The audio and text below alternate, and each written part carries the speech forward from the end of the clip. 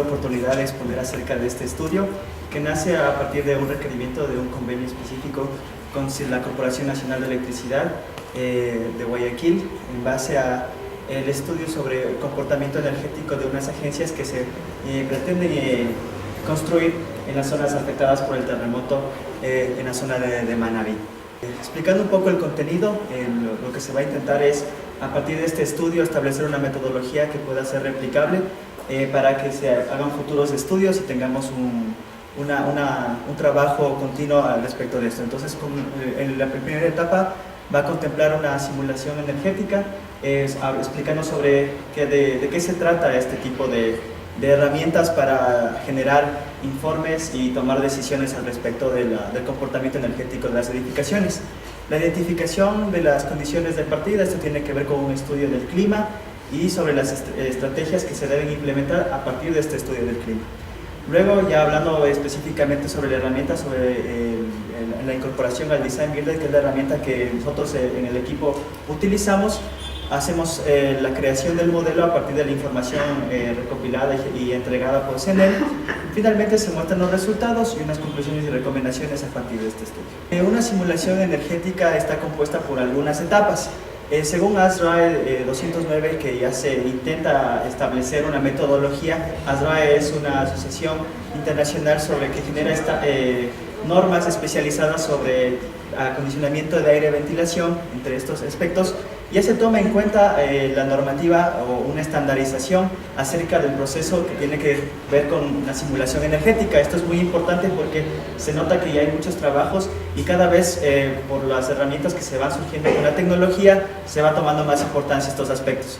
En la primera etapa podemos ver que se plantea el diseño conceptual y el diseño esquemático en la modelación del diseño, es decir que tanto arquitectos como ingenieros van generando este modelo de construcción en base a los requerimientos, a las normativas específicas al lugar donde se pretende implantar el modelo. Seguido por un desarrollo del diseño, es decir que ya a partir de este estudio se toman decisiones acerca del equipamiento, sobre las condiciones que van a estar a partir de esto, y se hace una documentación acerca de la construcción, una memoria técnica que comúnmente se llama. Posteriormente, y esto es algo muy importante, también se considera dentro de esta normativa la ocupación posterior, es decir, qué pasa después de que ya se tomaron las consideraciones con las decisiones que se fueron tomando al respecto de este proceso. Es decir, que también se va a preguntar a los usuarios cómo reaccionaron y se va a tomar las condiciones de temperatura para luego ser comparadas con el modelo que fue implementado. Entre los beneficios que se puede tener con una simulación energética es que es una herramienta para la toma de decisiones, especialmente en el proceso de diseño inicial, pero también a veces es más bien comúnmente empleado también para hacer la rehabilitación de algún tipo de edificación. Es decir, que a partir del modelamiento de la edificación ya en condiciones de uso también se pueden hacer unas optimizaciones al respecto. Bueno, esta herramienta sirve como visualización, es decir que también podremos nosotros tener un bosquejo, una imagen inicial acerca de cómo va a quedar la edificación, la simulación, es decir, el análisis de cargas, del comportamiento térmico, energético de la edificación, la iluminación natural, el equipamiento sobre los aire acondicionados o agua caliente y sanitaria, es decir que también se puede incorporar el gasto por gas en algunos casos, bajo normativas, que también es importante, el coste, también se puede poner este input como una variable para tomar decisiones. Se realiza también un informe de una optimización, el software también realiza sugerencias acerca de las optimizaciones que se pueden tomar a partir del modelo, y el modelo CFD, que tiene que ver con el aire, con la ventilación también. Bueno, a partir de esto es importante decir que Design Builder, a comparación o a diferencia de los otros modelos como puede ser Autodesk Revit, su motor de carga, su motor de cálculo es generado por Energy Plus, que es de los más potentes al respecto comparado con otros, ¿no? Y además, sobre todo sirve para nuestra línea con respecto al análisis de cargas, de materiabilidad, de comportamiento térmico, que es muy útil para para nuestros estudios. Además, en mi caso particular puedo decir que Design Builder tiene una herramienta de interfaz gráfica muy amigable y muy fácil de utilizar, es decir, que a personas que no tienen mucha experiencia al respecto de esto, con un curso uno lo puede empezar a monear y ya puede obtener resultados válidos con respecto. Y a partir de eso también se han generado muchos estudios, muchas publicaciones utilizando esta herramienta. ¿Cómo es el proceso de trabajo o cómo pienso que podría ser un proceso de trabajo? Bueno, primero es plantear una pregunta, es decir, hacer una hipótesis. ¿Qué pasa si es que yo uso este material? ¿Qué pasa si yo uso este recubrimiento? A partir de esto, en base de una reunión de los expertos al tema, se incorpora esta pregunta a la simulación energética. Se corre la simulación y se interpreta. En algunos casos, mientras se hace la simulación, se ve que lo que se planteó en realidad no tiene el comportamiento esperado, es decir, que se puede volver a repetir para considerar otros aspectos que tal vez no se tomaron en cuenta y se toma una decisión. Y en base a así se repite el proceso para poder seguir tomando decisiones al respecto de esta herramienta. El Design Builder es precisamente, primero contempla la creación del modelo 3D del edificio, seguido por las definiciones de datos y opciones, es decir, que uno puede también calibrar datos de ocupación, uno puede poner propiedades térmicas de los materiales, se hace el desarrollo de la simulación, se deja correr, en este caso se generan resultados y reportes por medio de gráficas, por medio de tablas, en el cual uno también puede tomar sus propios análisis, no solamente esperando que Design Builder haga el trabajo, sino que también uno pueda ir incorporando criterios conforme a la necesidad.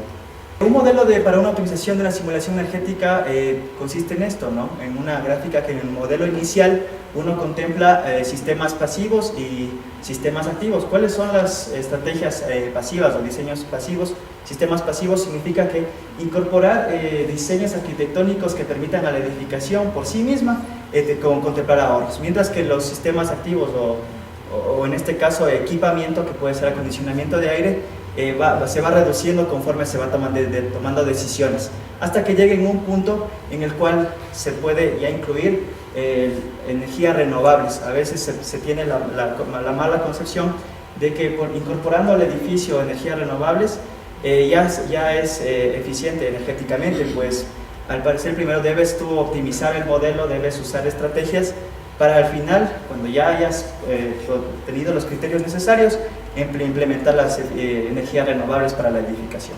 Bueno, dicho esto, vamos a hablar ya específicamente sobre el estudio, en el cual se contempla, aquí están las imágenes de las agencias que no están todavía construidas, son agencias que el CNLP consideró ya dentro del estudio, es decir, que ellos ya tienen un diseño arquitectónico inicial en el cual esperan que sean estas agencias sirvan para la atención al cliente, recaudaciones y también como bodegas en algunos casos para atender a la población que tiene diferentes tamaños, que ya los voy a decir.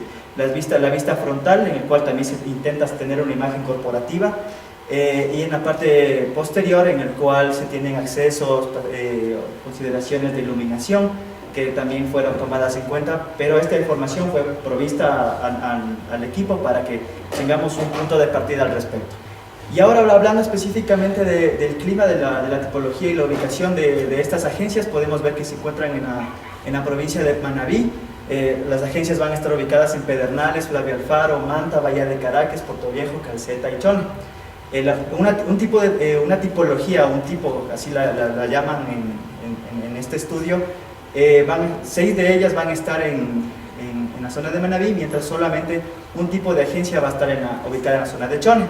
A partir usando una herramienta que se llama Clima Consultas, que analiza la carta ciclométrica, el comportamiento del clima, las variables de temperatura y humedad relativa, se establece que Pedernales puede tener el mejor comportamiento comparados con las otras ciudades que van a estar implementadas estas agencias, mientras que para Calceta se tienen, por así decirlo, las condiciones más adversas de la zona.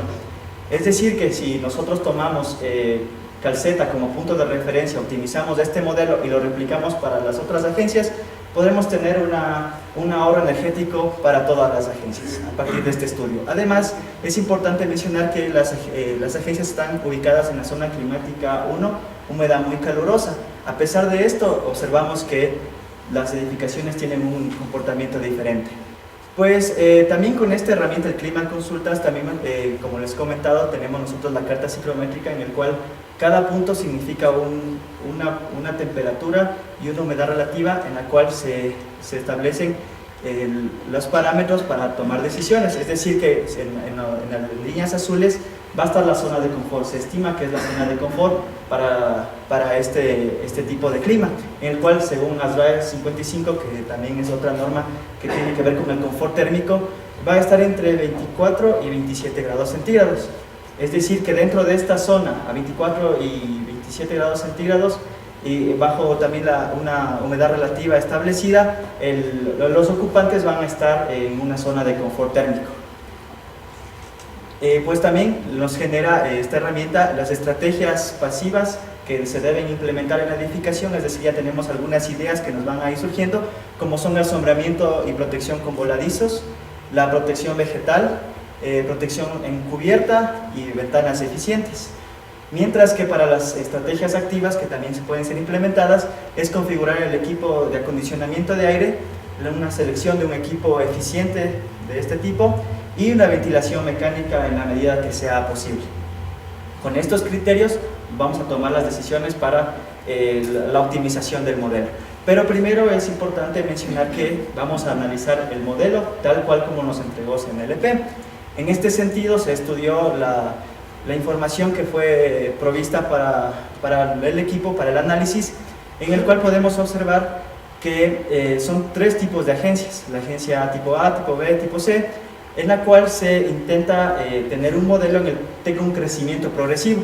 Es decir, que una agencia tipo A puede crecer a una agencia tipo B, y la tipo B puede crecer a una agencia tipo C, conforme el requerimiento lo solicite. En el cual el bloque de color amarillo, va a ser para la zona de oficinas, donde la atención al cliente. El otro bloque que está al frente de la edificación va a ser para guardianía y baños, camerinos en algunos casos, y mientras que en la parte de atrás, en la parte posterior, se va a ubicar la zona de bodegas y máquinas, que como les comentaba también fue considerada. Algunas estrategias ya fueron consideradas en el estudio, en el cual se dice que se va a usar la protección solar en fachadas, por eso también se consideran voladizos.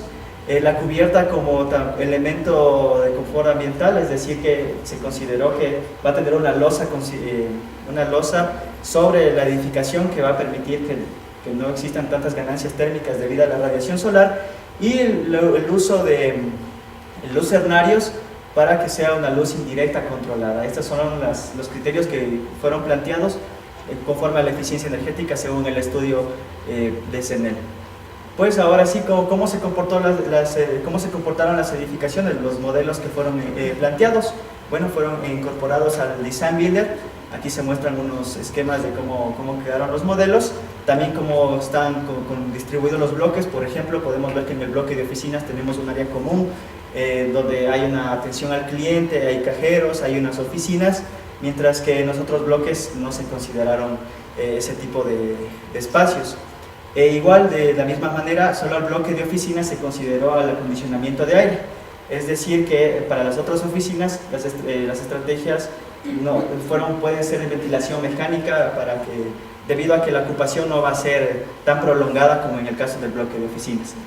Otro aspecto importante es que CNLP, si bien nos dijo en qué ciudades van a estar ubicadas las agencias, no nos dijeron la zona específica, el lugar específico donde van a ser implementadas. Es decir, que nosotros tuvimos que haber simulado, o tomamos el criterio de simular en las peores condiciones. Es decir, que con ocupación máxima y con una orientación definida conforme tengamos las mayores cargas, y a partir de este modelo, que si tenemos mejores condiciones, la edificación se va a comportar de mejor manera. Bueno, los resultados. Consideramos que los resultados en primera instancia tienen que ver con el comportamiento térmico. Es decir, que vamos a ver cómo la temperatura a lo largo del año, promedio, mensual, se va desarrollando en la edificación total. Es por esto que nosotros tenemos la temperatura radiante, que sería la temperatura provista o generada debido al proceso de transferencia de calor por radiación. la temperatura operativa, que es la temperatura de sensación térmica que el usuario tiene, que el usuario finalmente es la que está sintiendo, por así decirlo, y la temperatura del aire, que es la temperatura por el proceso convectivo, es decir, por el movimiento del aire. Y ya se puede observar aquí que para este tipo de agencias, la agencia de Encarceta, para las primeras horas, los primeros meses del año, se tiene un disconfort térmico, por así decirlo. Es decir, que dentro de estos meses, la edificación por sí misma no es capaz de generar un confort térmico a los usuarios. Y se ve que por el mayor valor de esta temperatura de la radiante, se tiene como una idea de que es precisamente la radiación solar la que afecta al comportamiento de la edificación. Y justamente la temperatura se ve reflejada en el consumo eléctrico de la misma. Como podemos ver en la gráfica de barras, también a lo largo del año, por mes, se identifica que se puede decir que por aparatos e iluminación se puede tener una carga base constante a lo largo del año, mientras que por refrigeración es influenciada directamente por las temperaturas que se van surgiendo. Por eso también vemos que el comportamiento especialmente para el mes de marzo es elevado comparado y tiene una influencia directa con la temperatura. Entonces, ahora ahondando un poco más acerca de qué está pasando con la edificación, también se puede tener un reporte sobre las ganancias totales, es decir, que de los diferentes elementos de la edificación, qué es lo que más afecta a esta. Entonces podemos observar que con un 82% son las ganancias solares por ventanas exteriores las que están afectando a la edificación. Entonces ya nos da la idea, confirma realmente lo que a partir del estudio del clima, que a la edificación tenemos que intervenir sobre todo las ventanas.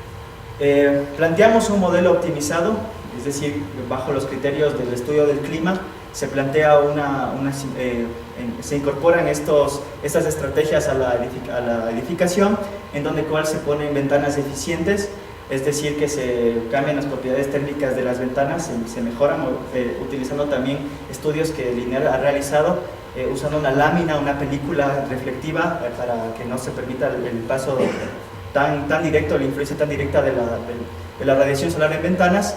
Se retira un lucernario, uno de los artefactos, de los diseños que fue implementado, que fue sugerido por CENEL.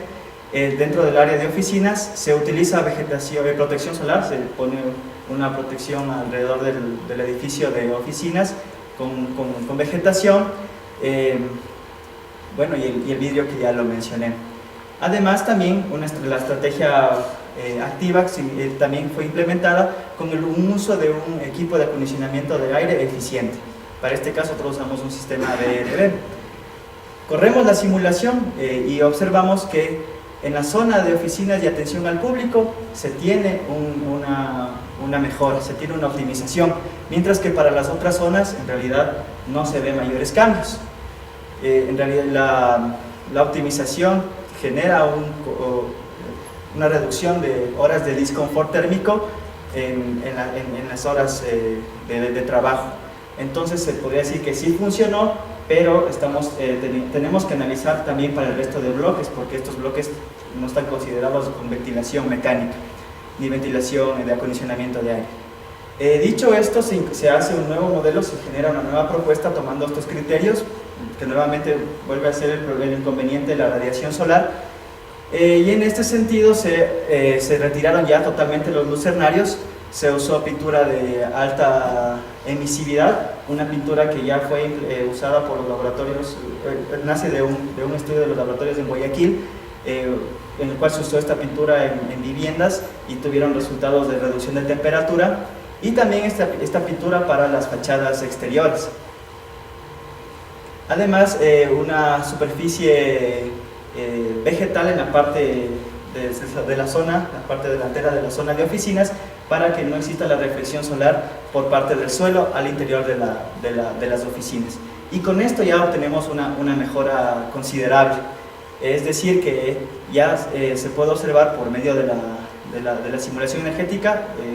Tengo que explicar que en este caso la simulación energética ya es considerada no a lo largo del año, sino para el día más caliente o en las condiciones más adversas, en el cual se observa una reducción considerable ya de temperatura y de todas las temperaturas. Obviamente no vamos a llegar a la zona de confort térmico, pero ya se puede decir que la edificación va a comportarse de mejor manera y es posible que en ciertos días del año ya no se necesite ventilación, acondicionamiento de aire. Finalmente, un resultado que es interesante es sobre acerca de las ganancias y pérdidas por elemento del envolvente. Es decir, que nosotros llevamos a analizar qué pasa con los diferentes elementos, por paredes, por acristalamiento, por suelos, por cubiertas, al respecto del comportamiento debido a esta optimización. Y se observa que por cubiertas las ganancias ya se redujeron, por muros también se redujeron. De hecho, pues nosotros ya optimizamos, casi obtenemos un comportamiento constante.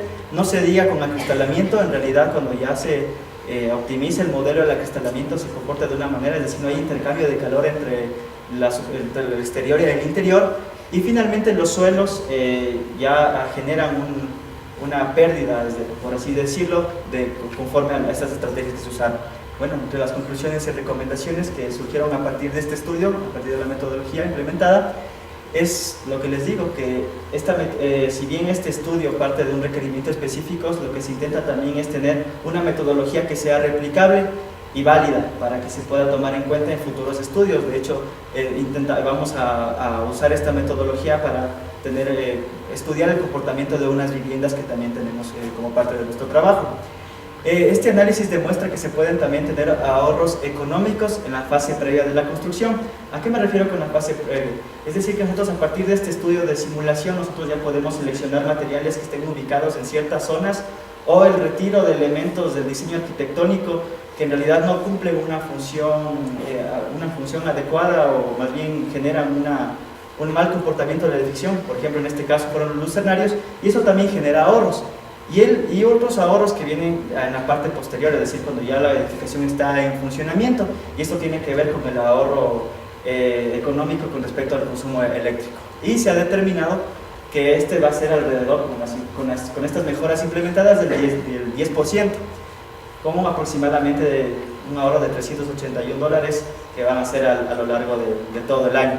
Pareciera que no fuera mucho, pero en realidad lo que sí no se puede cuantificar de alguna manera, bueno, sí se puede por medio de encuestas, que la optimización también influye directamente en el bienestar de los usuarios, en la salud, en su confort térmico, en la mejora del rendimiento de los trabajadores y usuarios, entre otros. Nosotros nos sentimos a veces identificados, que nos ponemos al lado de una ventana y ya nos sentimos confort, y eso también se ve reflejado en nuestro trabajo, en nuestros resultados.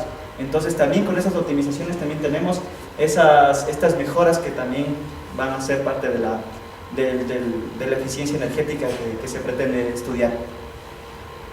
Finalmente, que se recomienda un posterior monitoreo de la edificación con el objetivo de validar y calibrar los modelos. Estos tienen un objetivo que es replicar diseños, prácticas y modelos en futuros proyectos, es decir, que no se quede en la teoría, porque si bien estos tipos de herramientas son una muy buena aproximación y tomando parámetros específicos podemos tener un muy buen resultado, muy aproximado, pero lo importante sería que en realidad se prueben estos modelos y que se tenga un monitoreo, un registro para calibrarlos, y que luego puedan estas herramientas, este tipo de estrategias, ser replicadas en otras edificaciones y que no se quede solamente como una documentación de lo que puede hacer.